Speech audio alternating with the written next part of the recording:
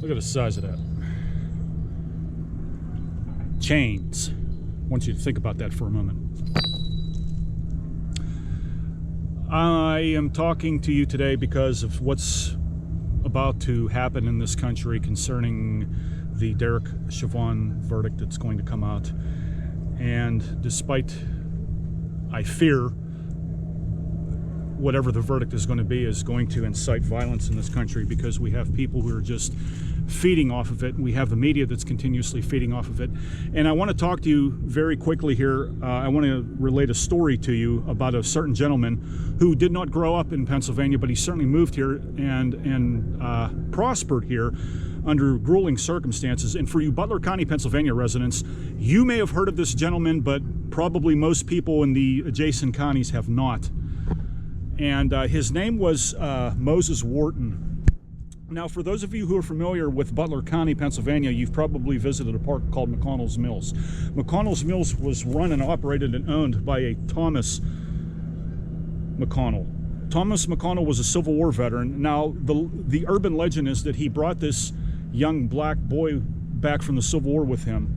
That is not true. Mose Wharton was born in 1860.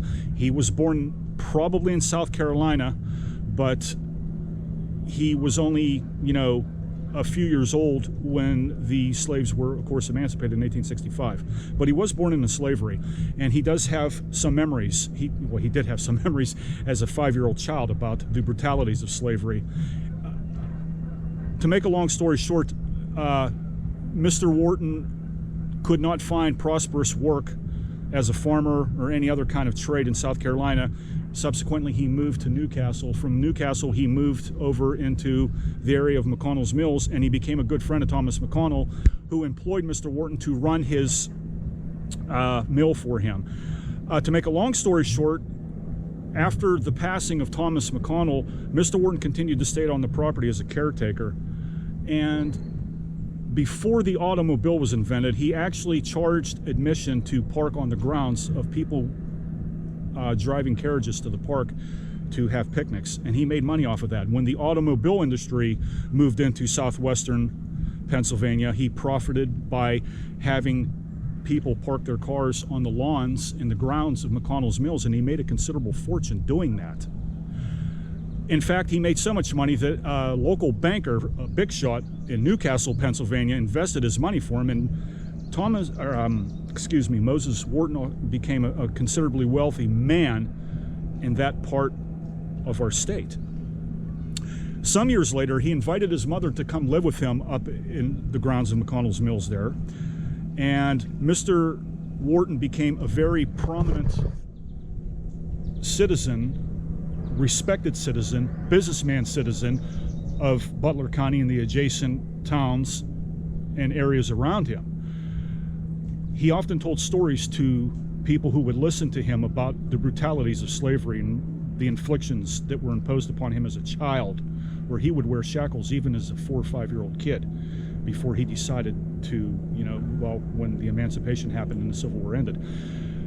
One of the most atrocious stories was how he used to tell people about when his mother was in her old age and she was so crippled and arthritic, he would have to help her remove her dress every night before she retired to bed, because the whip marks on her back were so thick she couldn't move her arms to remove her clothing at night.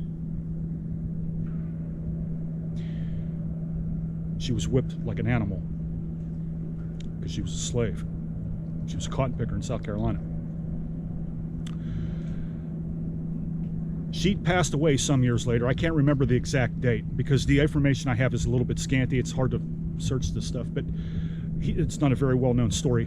It was actually related to me by somebody. But anyways, so many years later, Mr. Wharton ended up in a nursing home somewhere in Beaver County, and he died. He died in 1954, Butler County, excuse me. He died in 1954 at the age of 94. He became a very well-respected citizen. The only thing that I do know is that he is buried in the Portersville Presbyterian Church Cemetery in Portersville, Pennsylvania. And for you Butler County, Pennsylvania folks, you probably know where that is. Do a little bit of research on your own. You might find his grave and his mother's grave. He's supposedly buried somewhere along with the McConnell family who owned McConnell's Mills. The moral of this story is this: I'm not just telling you about a local slave because I think it's, you know, something that you should know about, but what I think is in paramount of importance here is the fact that this was a man who escaped slavery, who built a successful business as a black man, living in a time when black people had next to nothing and no opportunity whatsoever. And we want to go out and loot and riot. And I'm not just talking about black people doing it. And I know there's a lot of white trash out there that's doing it too. I'm just not picking on black people. That's not what I'm saying. I'm not saying that at all. But there's so many people out there who are going to commit crimes, loot and riot, just to have what's going on with this trial as an excuse to go out and do that instead of earning a living, instead of accruing skills to get a better job. They don't want to do that. Instead, they just want to be a thug. Mr. Wharton tried to teach us that you don't have to have hate in you to make it, irrespective of whatever is going on in your life, regardless of the circumstances you were born into, regardless of the hand of cards you were dealt. You can cash in those cards. You don't have to play that hand for the rest of your life. Mr. Wharton didn't. That's what he tried to teach us. You don't have to have hate in you.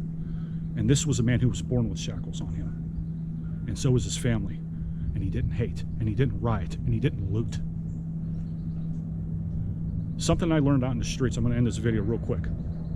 I learned two things about fear out in the street. One, it can be your worst enemy. Two, you can make it work for you, and you don't have to be afraid.